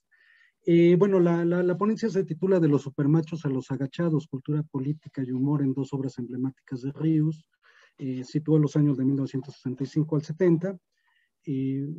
Vamos a dar continuidad a las diapositivas. Sí se están viendo las diapositivas la secuencia, ¿verdad? Perfecto.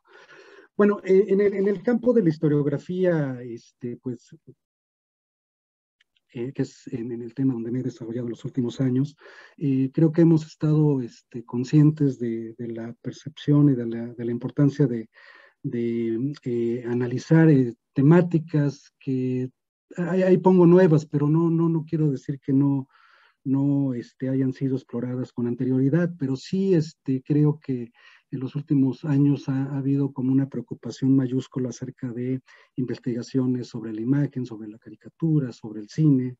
Bueno, aquí mis colegas de manera previa pues han situado muy bien este síntoma de una época desde un plano académico. Ayer que hablaba el doctor Saúl acerca pues de los cambios, de los virajes, de las categorías propias de la cultura política, bueno, aquí en un pequeño cuadrito que aquí les presento, pues doy un poco hincapié acerca de las distintas corrientes o percepciones que había de la cultura política en décadas pasadas, ¿no? Primeramente una vertiente que hablaba de una idea de la cultura política que promoviera la estabilidad sistémica, pues el caso más emblemático en muchos sentidos fueron las décadas en el poder del PRI. También desde un plano culturalista, la cultura política privilegia el estudio de lo simbólico, de las construcciones de sentidos. El arte, en este caso, pues también ayuda a influir en la percepción de lo político en los receptores. Y pues bueno, ya algo más pragmático, desde un plano costo-beneficio, el tema weberiano, sociológico, la teoría de la elección racional, teoría del rational choice, que provee de explicaciones concretas acerca de los comportamientos de los actores políticos, ¿no? A propósito de lo que mencionaba hace un momento, cuando cursaba la carrera de sociología, tenía un profesor recientemente que falleció, el doctor Luis Méndez, un gran mentor, un gran profesor de la UAM Azcapotzalco. Él nos hablaba de la importancia de entender muy bien los conceptos, ¿no? Y muchas veces se asociaba al pueblo como si fuera un sinónimo de sociedad civil, o como si la sociedad civil simplemente fuera la oposición de la sociedad política al Estado en inmediato, ¿no? Y nos decía algo muy interesante, ¿no? De que dentro de la sociedad civil hay un cúmulo de actores con intereses de clase muy particulares, con sus intencionalidades muy independientes una de otro sector, y que por esa razón este amplio cúmulo de actores vuelve a la noción de sociedad civil en un concepto conflictivo, heterogéneo y muchas veces contradictorio, ¿no? Aquí en este esquema, basado en una propuesta de Guillermo O'Donnell y Philip Smither, habla cómo dentro de la sociedad civil, en relación con esta unidad, en función de la sociedad política, hay ciertos actores que están en medio, ¿no? Esto lo planteaba Klaus Hoff, una idea de espacio público en construcción, en donde los empresarios, por ejemplo, los intelectuales, la iglesia, los partidos, los medios y los artistas, ahí lo puse en rojo para subrayar el caso de Ríos, a veces van a funcionar como un engrane, a veces a favor de la sociedad civil, a la cual se deberían de deber, ¿sí? Al ser ajenos en términos reales del Estado, pero muchas veces funcionan como agentes que cimentan las intencionalidades de las decisiones políticas de los gobiernos, ¿no? Y entonces ahí nos damos cuenta, pues, la labor de los empresarios, de algunos intelectuales, de la iglesia, de algunos partidos, de los medios, etcétera, ¿sí? Entonces, pasando a la siguiente diapositiva, en términos también de análisis, ayer y el día de hoy, pues hemos visto la multiplicidad de narrativas, de sentidos, de exploraciones, de prácticas, de diferentes actores acerca del terreno de lo político, ¿no? Y yo creo que desde el plano de la historieta, de la caricatura, como ahorita mencionaba también el compañero Enrique con su muy interesante ponencia, El humor también puede ayudar a influir en la cultura política de aquellos receptores que consumen determinado bien cultural, ¿no? Ya sea una caricatura, ya sea una historieta, ya sea una película, etcétera, ¿no? En este sentido, el humor, el relajo y la irreverencia, si bien tiene una fuerte dosis de entretenimiento, también funciona como una resistencia pasiva, como un desafío a lo establecido, como una catarsis o una crítica social. Y en este sentido, el humor político que se introyecta en el ciudadano común se puede gestar en diversos espacios o campos de creación artística, ¿no? Películas, fotografías, caricatura, carta, teatro, cine, historietas, etcétera, ¿sí? En este sentido, la cultura política apela a valores y aprensiones de un sujeto o un colectivo al espacio de lo público, de la política. Desde luego hay que atender muy bien los contextos y condiciones sociopolíticas. Ahorita el tema que planteaba Lois con la prensa local como un instrumento político, bueno, también se asocia muy bien a un contexto que está muy enmarcado a lo que vive Ríos con estas historietas. Ahorita voy a ahondar un poco en ello. Entonces sí hay que atender muy bien estos contextos y condiciones sociopolíticas, ¿no? Los receptores al raíces de la política la desmitifican y la vuelven más cercana y más objeto de crítica y de burla. En este sentido, la intencionalidad del autor, autora, autores o autoras es muy importante para visualizar precisamente este campo comunicativo emisor-receptor. En esta ridiculización de personajes a través de la sátira, a través de la parodia, a través de distintos recursos retóricos, muchas veces puede incidir a favor o en contra de determinados personajes o en términos más amplios la cultura política de los receptores. Si nos vamos a términos muy específicos entre la idea de la cultura política y el relajo, por ejemplo, la Real Academia de la Lengua lo menciona como un desorden, falta de seriedad, barullo, holganza y laxitud en el cumplimiento de las normas.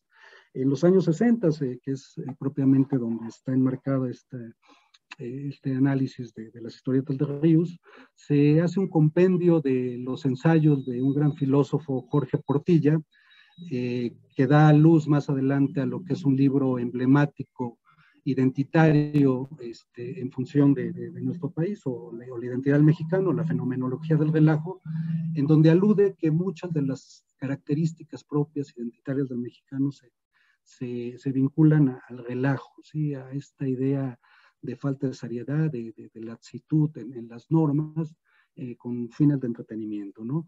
El humor, entonces, en palabras de Sergio Fitol, a veces puede resultar más revolucionario y corrosivo por este sentido antisolemne, desmitificador y crítico.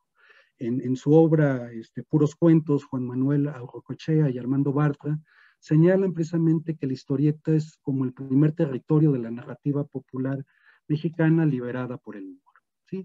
Bueno, esto es un poquito el contexto. Ya me acerco ahora sí propiamente a Ríos. Aquí el famoso Chon Prieto lo señala en esta imagen.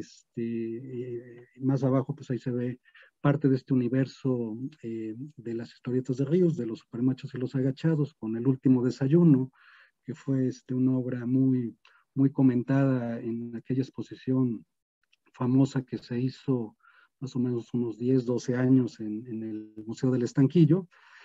Aquí voy a poner algunas fotografías de Ríos. No quiero detenerme mucho en su biografía. Yo creo que más o menos todos conocemos un poco de la trayectoria tanto artística como biográfica de Ríos.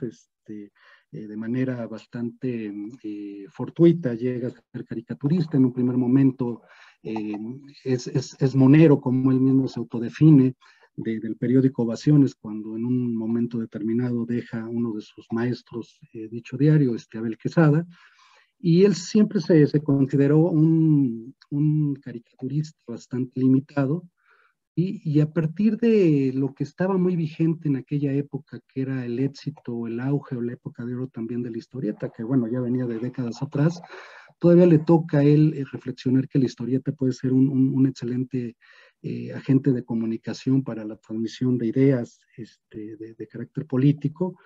Y es cuando en 1966 plantea una historieta muy interesante llamada Los Supermachos, ¿no? Un poco en homenaje a los supersabios. Esta interesante novela bueno, no novela, perdón, es historieta de Germán Butze, que tiene un gran éxito. Es una época también de Memín Pinguín, de la familia Urrón, que ya tenía algunas décadas atrás, que tenía este auge, y se le ocurre hacer una historieta de perfil político para cuestionar el poder omnímodo del PRI, del régimen priista, de lo que representaba, en un contexto muy particular, propio de los años 60, que ya hizo mención Lois muy atinadamente, de un anticomunismo muy marcado, de pues vamos a llamar una confrontación incluso dentro del mismo PRI, a partir del Movimiento de Liberación Nacional que fomenta Lázaro Cárdenas, pero también va a tener su contraparte con una federación, ahorita no recuerdo de memoria esta federación que hace Miguel Alemán, pero que habla de esos tiempos, ¿no? De una total represión a los movimientos sociales, el asesinato a Rubén Jaramillo en 1962, previamente pues habían reprimido violentamente al movimiento ferrocarrilero, al movimiento magisterial, al movimiento navista en San Luis Potosí, al movimiento estudiantil en la Universidad Autónoma de Puebla, con ocupaciones militares en varios casos. Entonces estábamos en un contexto bastante complicado y precisamente es en este tiempo-espacio en donde situamos a los supermachos, ¿no? Que, bueno, en alguna entrevista mencionaba Ríos que aparte de esta referencia a los supersabios de Germán Butze, pues un poco era de manera humorística, que decía que si México era un país de machos, pues los habitantes de San Garabato, que es el microcosmos donde se ubican las historias críticas políticas de Ríos, pues eran doblemente machos porque aguantaban al PRI, ¿no? Bueno, él hacía la referencia al RIP, ¿no? Para no decir abiertamente que era el Partido Revolucionario Institucional, ¿no? Entonces, bueno, desde el campo de la microhistoria, bueno, este pequeño espacio San Garabato, más adelante Los Agachados se va a llamar Chayotitlán, se dan las características de la sociedad de mediados de los años 60 para cuestionar un régimen entronizado en el poder y sin oposición real, ¿no? Con un contexto de una sociedad machista, anticomunista, pues muy religiosa. Ahorita voy a mencionar personajes que hacen referencia a estos valores. Desde el plano de la historia cultural, bueno, se puede también evaluar una historieta de este perfil o la propia historiografía a partir de las representaciones de diversas coordenadas, tiempo, espacio, narratividad, historicidad, discurso, memoria, identidad, etcétera.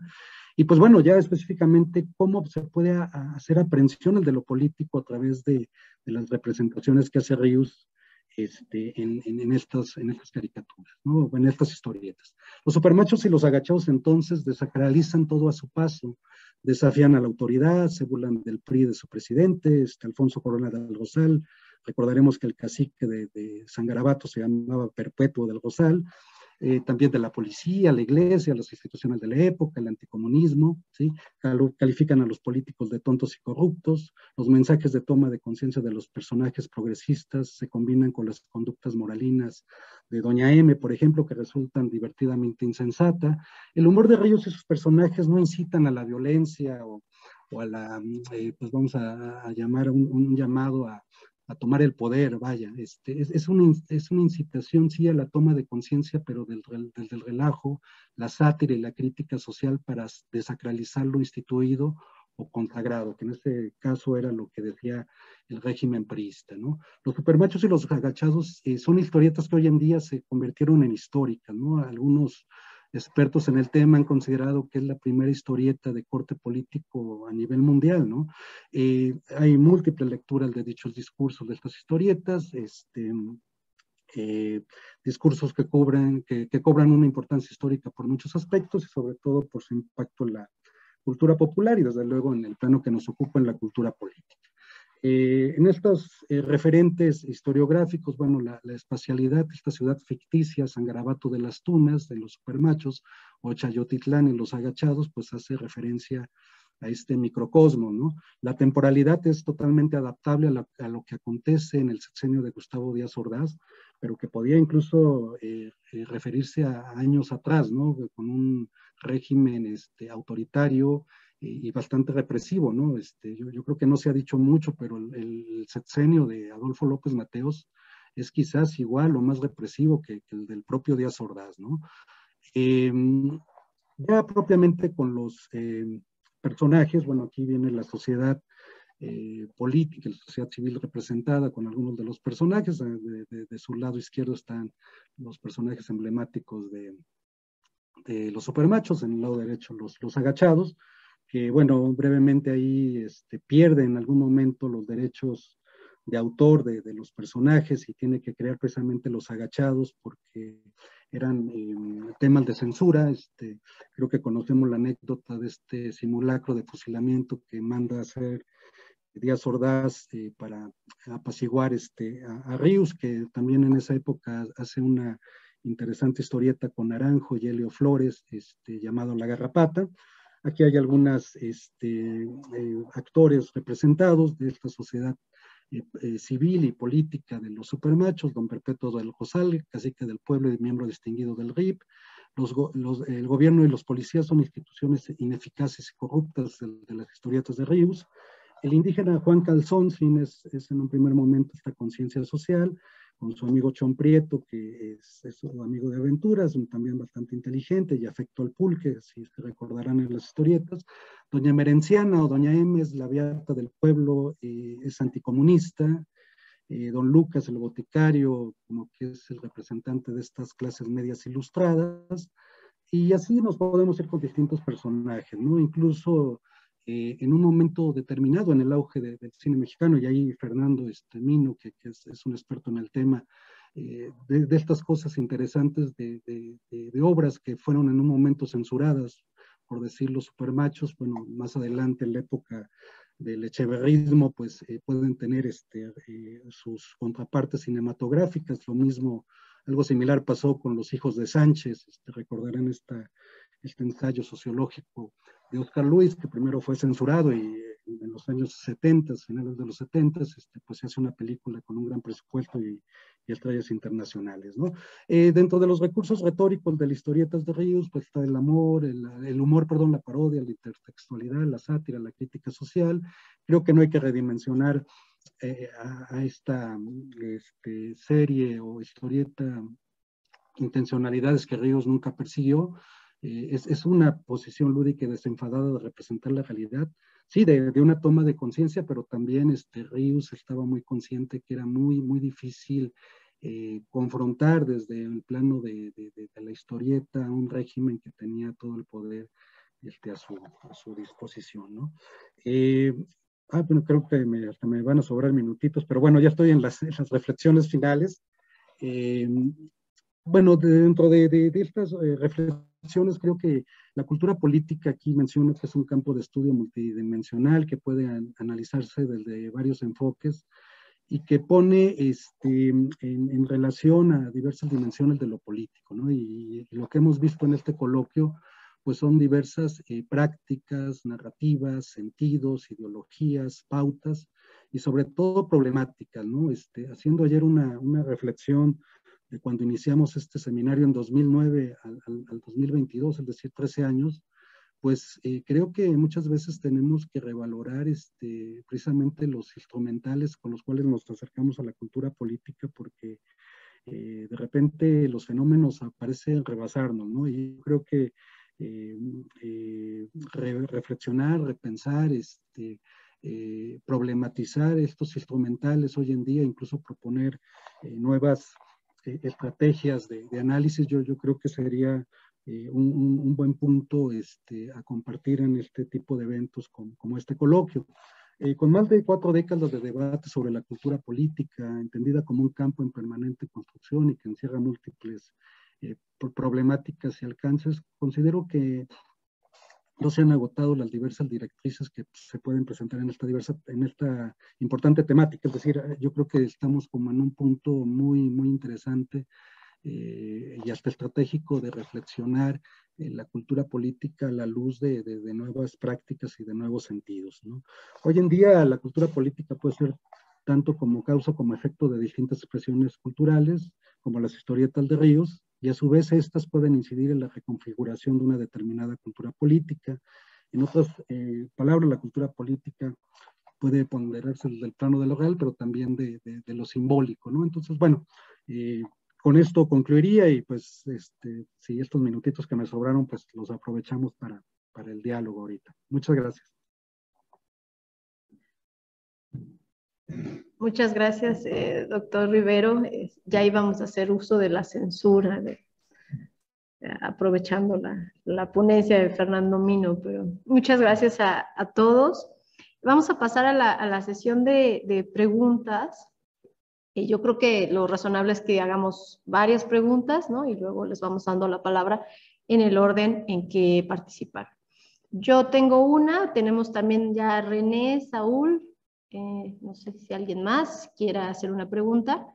Mi pregunta es para Warly, porque sé que le quitamos un poquito de tiempo, entonces me gustaría que profundizara un poco cómo se articula este asunto de las fake news con el tradicionalismo.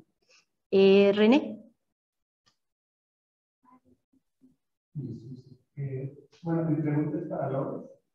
Y ella nos comenta que está analizando la fuente de la opinión del periódico, un periódico regional de Veracruz, para analizarnos el discurso anticomunista. Y mi pregunta es si ha encontrado alguna relación con los partidos comunistas, el Partido Comunista en la Ciudad de México como un lugar central o focal de que sería la ideología. Que no se escuchó. Sí, tenemos. La va a escribir porque no se escuchó. También el doctor Saúl, no sé si la va a escribir o nos la va a decir. Y a ver si se oye, ¿se oye? Sí. Yo quería comentar que en la ponencia de Jorge se me hace muy interesante que no haya habido una censura tan marcada o tan clara sobre estas historietas, toda vez que salieron en los 60s y el trabajo de la Secretaría de Gobernación era muy intenso, sobre todo con las publicaciones escritas. Entonces, no sé si hay algunos datos que hablen o sobre censura o por qué la logró librar también quizá Ríos. Y lo segundo es que si me da la impresión que López Obrador, sus personajes históricos y de ubicación política, casi todos los sacó de los supermachos y los agachados. Gracias, doctor Saúl. Leo la pregunta que nos hizo René, es específicamente a Lois, y es sobre si ha encontrado algún vínculo o relación del periódico que ella analiza, La Opinión, ¿no? Centrado en Veracruz, con específicamente el Partido Comunista en la Ciudad de México. Y por último, también tenemos Susi. No, tengo una pregunta para las dos ponencias. Hola. Sí. Una pregunta para las dos ponencias y esto también un poco los medios de circulación, si esto incluye o no la percepción, pero la ponencia hablaba de la multidimensionalidad del texto a esa recepción, no sé, y cómo no se escucha.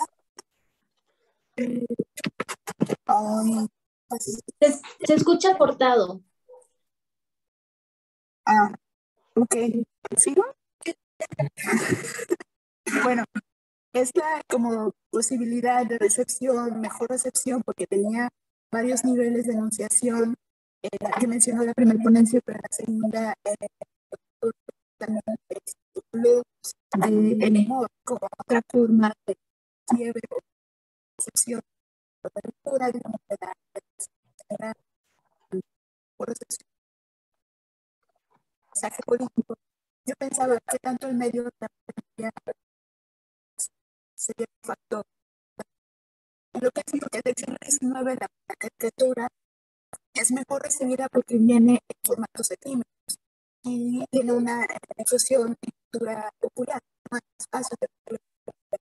Entonces, bueno, por ahí va mi pregunta. No sé si haya alguien más que tenga una pregunta, un comentario. Bueno, pues me voy a dar otra vez la palabra. Tendría yo otra pregunta para Lois. Es pura curiosidad, ¿no? De pronto, analizando prensa, había estas secciones, ¿no?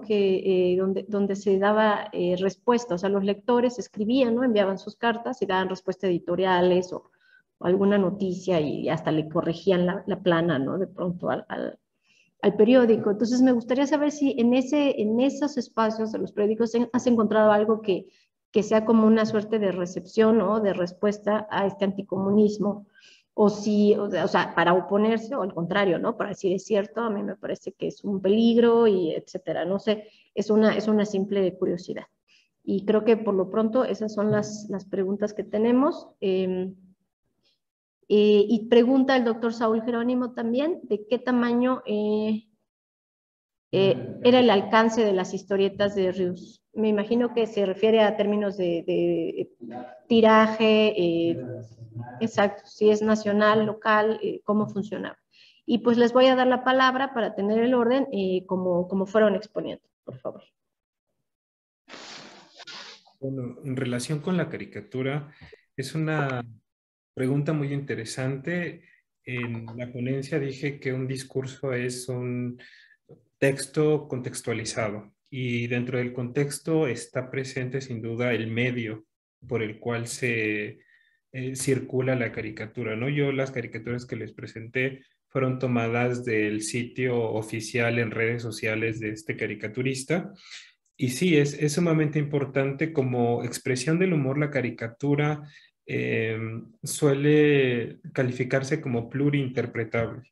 Y si a eso le sumamos que el medio desempeña un papel importante, la interpretación pues se dispara a muchas direcciones. Lo que de alguna manera propone esta teoría de la polifonía lingüística es poder reconocer elementos lingüísticos que nos permitan restringir la interpretación, pero sin duda el contexto es importante a la hora de pues percatarnos de la estrategia persuasiva que podemos ubicar en la caricatura, donde puede ser un político, un ciudadano o cualquier otro personaje el que esté siendo motivo de crítica social.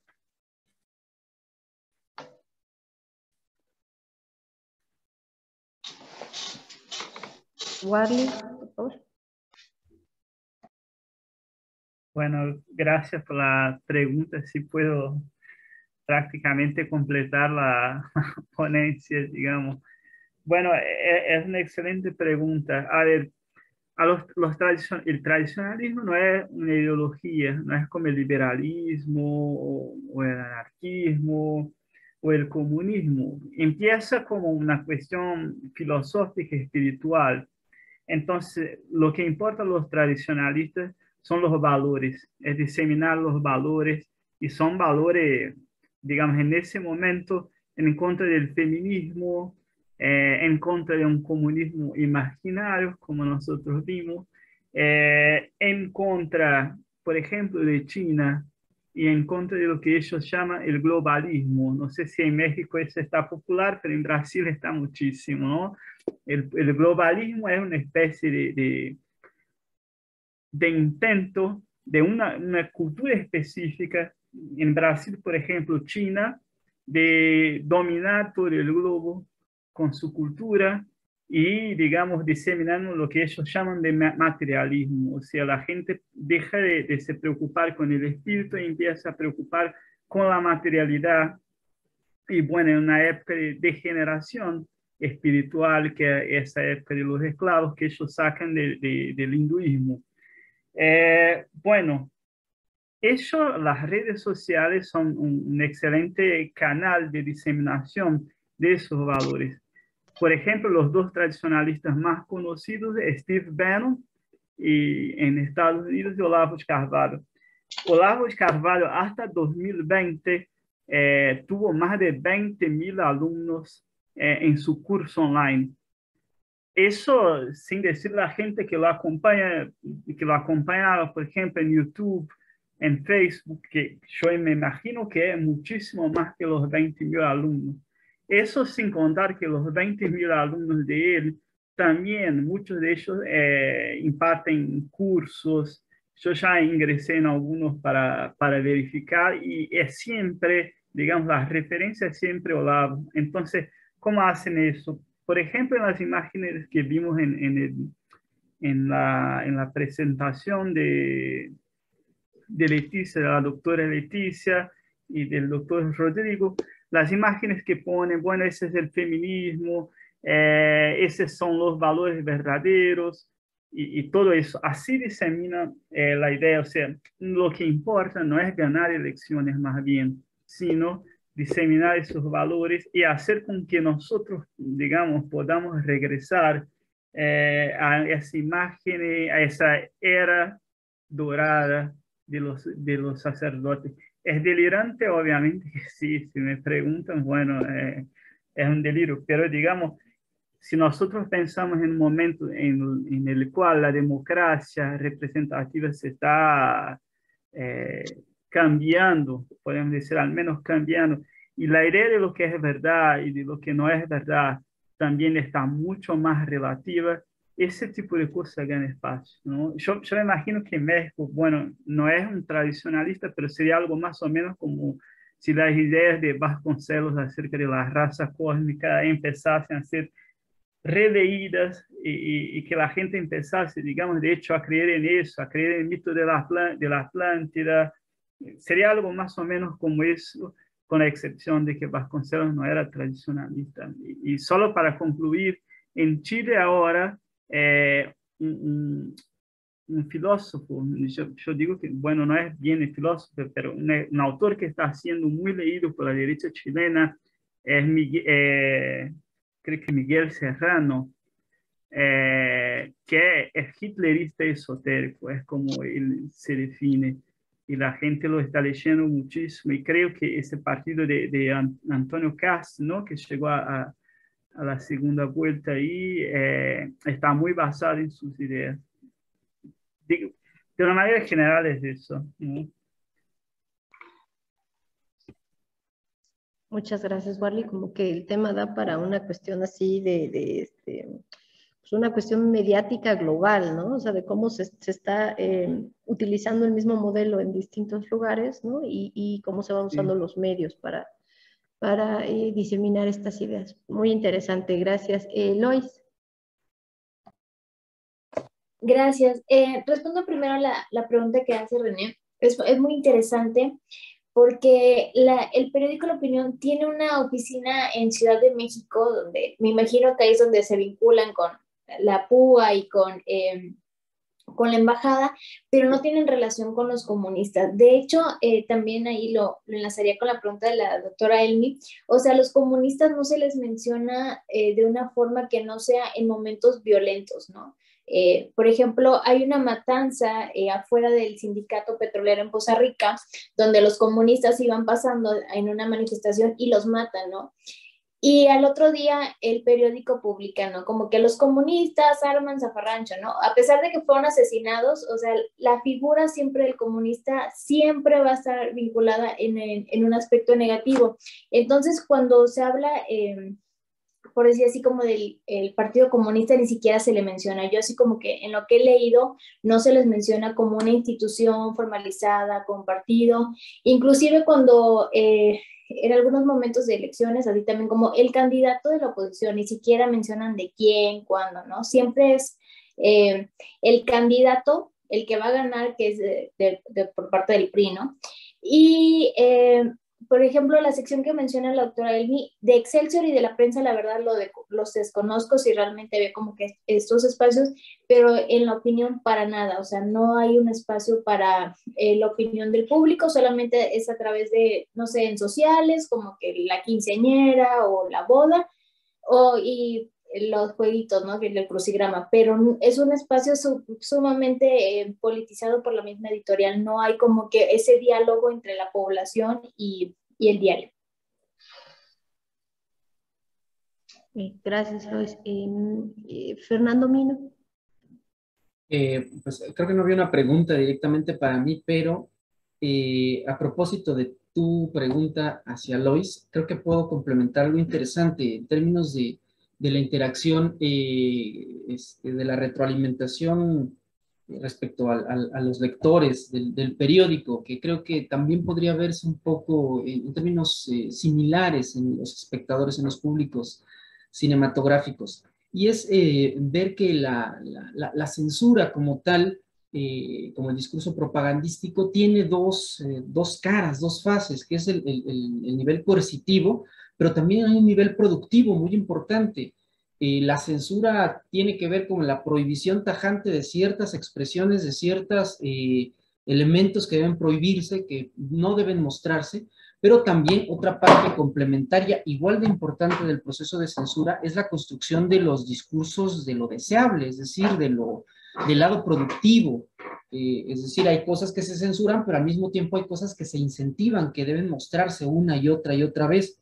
Y pensando en los periódicos, y Lois quizás nos lo pueda complementar, es que acompañado de todas esas notas en donde se denunciaba a los rijosos comunistas y se hablaba de los comunistas, esta demonización del oponente, hay también toda una serie de notas y de materiales que inciden en la construcción de una identidad común, una identidad que habla de la cultura del consumo, que habla de los valores asociados a los hábitos y a las tradiciones propias de la cultura anclada en la modernidad transnacional, en fin, elementos que permiten crear esa esfera propagandística que cierra la pinza de la censura. Entonces es bien interesante cómo se retroalimentan lo coercitivo con lo productivo para establecer estos marcos de lo decible. Muchas gracias. Sí, creo que es muy importante esto que estás diciendo, ¿no? O sea, la censura también produce un discurso, ¿no? Pro algo, ¿no? Que creo que se complementa muy bien, como dices, con Lois, que Lois pues está trabajando un discurso anticomunista, ¿no? En ese sentido, pues sería similar a lo censurable y a lo deseable, ¿no? Se mantendría este juego. Entonces, creo que has establecido una relación muy, muy interesante con los otros trabajos. Muchas gracias. Y por último, pues, Jorge Alberto. Sí, muchas gracias, Estelmi. Bueno, volviendo a la pregunta del doctor Saúl, yo creo que pasa algo muy interesante y Fernando yo creo que tiene más conocimiento del tema, pero yo siempre he creído que al inicio de los gobiernos siempre hay una flexibilidad respecto a una apertura para decir que son diferentes al presidente anterior, ¿no? Como un caso muy emblemático, pues es Echeverría y la idea de apertura y todo lo que representó en su momento para distanciarse de Díaz Ordaz.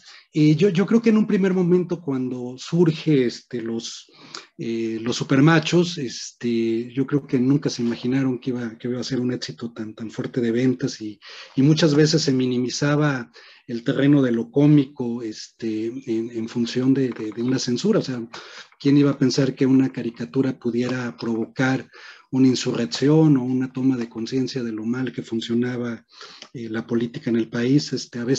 Muchas veces los órganos censores minimizan el trabajo de los artistas, ¿no? Pero ya cuando empieza a tener un éxito muy fuerte a nivel de tiraje, ahí tengo el dato que eran 250,000 ejemplares los que vendía Rius por número, o sea que era una cifra espectacular para la época. que también hay que ver el contexto propio de los años 60, ya estamos hablando de un público ya de clases medias, ya algunos con estudios universitarios, etcétera, que ya empezaban a cuestionar duramente el régimen. Pero por ahí viene brevemente una parte muy relevante en lo que es la historia de los supermachos que emergen en un primer momento en una editorial fundada por Rafael Viadana, que era un caricaturista, y Octavio Colmenares. Esta editorial se llamaba Meridiano. Y a la muerte de Viadana, Octavio Colmenares se queda prácticamente con esta editorial y él empieza a sufrir como los bombardeos o las presiones del gobierno. Y él empieza a autocensurarse, que esto también es un interesante tema en el plano artístico, en el plano de la creación en general, ¿no? La autocensura, empieza a autocensurar los números que entregaba Ríos. Cuando Ríos ya los revisaba decía, caray, pues esto yo no lo hice, y es cuando decide romper y trasladarse a otro esfuerzo editorial, pero cuando lo hace, pues se da cuenta que había cedido los derechos previamente de sus personajes, y es cuando tiene que crear pues un universo paralelo que son los agachados, que en muchos sentidos manejan muchas analogías a los supermachos con los personajes, incluso con esta postura crítica de cuestionar al régimen, ¿no? Y que incluso ya los agachados, pues no sé si recordarán, habían números especiales, ¿no? De repente podían hablar del anticomunismo, del suicidio o del Che Guevara, y pues yo creo que ahí fue el soporte de la iniciativa de Ríos de más adelante hacer estos libros que pues ya todos conocemos, ¿no?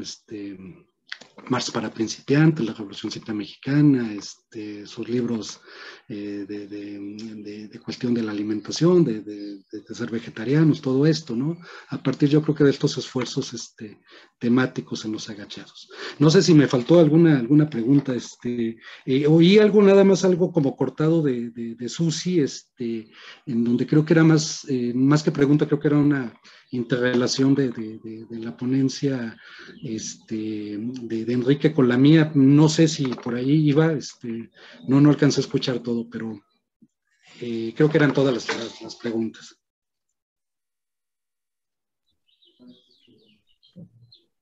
Gracias. Lois quiere complementar, supongo, el comentario de Fernando. Sí, es algo muy rápido, ¿no? Regresando a esta idea moderna de la opinión pública y del espacio público, o sea, yo creo que esto nos lleva a reflexionar si realmente, o sea, se abrió esa democratización, ¿no? Que anhelaba la modernidad al abrir este espacio a otras entidades, y que realmente termina siendo creo que no hay mejor concepto, como lo explica Fernando, que es como que este estado expandido, ¿no? Hacia los elementos que podrían ser públicos, ¿no? Y que ahora con la era digital, o sea, se volvió a cuestionar, ¿no? Si realmente ahora el Internet iba a democratizar este espacio público, esta opinión pública, pero, o sea, si lo relacionamos con lo que está hablando Warley, es como de realmente, yo creo que ahí es la cuestión, ¿no? Y que va ad hoc con el nombre de este coloquio, ¿no? Es una continuidad, es una ruptura. O sea, y creo que es un tema que lo deberíamos a lo mejor tratar más adelante dentro del seminario, porque realmente, o sea, es un cuestionamiento realmente dónde queda esta opinión pública, este espacio público, y realmente quiénes los están utilizando, porque ahora no solamente son instituciones politizadas o el Estado, sino que también ya hay algoritmos que están siendo también manipulados para crear una opinión pública, ¿no? Y sería todo. Gracias. Muchísimas gracias. No sé si hay alguien más que quiera hacer una pregunta o complementar. Si no hay, pues vamos a acabar a muy buen tiempo. Todavía nos van a quedar 5 minutotes. Eso me permite hacer la propaganda para el día de mañana. Tendremos los ejes 5 y 6 sobre las identidades despolitizadas por la mañana, con un conversatorio y ponencias, y por la tarde sobre el Estado laico. Realmente es una pregunta. Tendremos una conferencia magistral de Pablo Semán, y tendremos también ponencias sobre este tópico. Entonces, los invitamos a partir de las 10 de la mañana, otra vez mañana. Esperamos que nos acompañen. Si no, directamente en Zoom están todos los otros canales de difusión. Muchísimas gracias por participar, de verdad, a todos, por hacer este esfuerzo enorme. Y pues nada, nos vemos mañana. Que tengan buena tarde. Y también estamos aquí en la sala de consejo, en el edificio H, tercer piso, así que Los que quieran, vengan, son bienvenidos. Así es. Bueno, pues nos Vale. vemos, ya sea Bye. presencial, virtual. Hasta mañana. Chao. Gracias, hasta luego. Hasta luego, gusto en verlos a todos. Chao, gracias. Gracias. Muchas gracias a todos. Nos vemos. Muchas gracias. Nos vemos mañana, espero por allá presencial. Perfecto. Chao.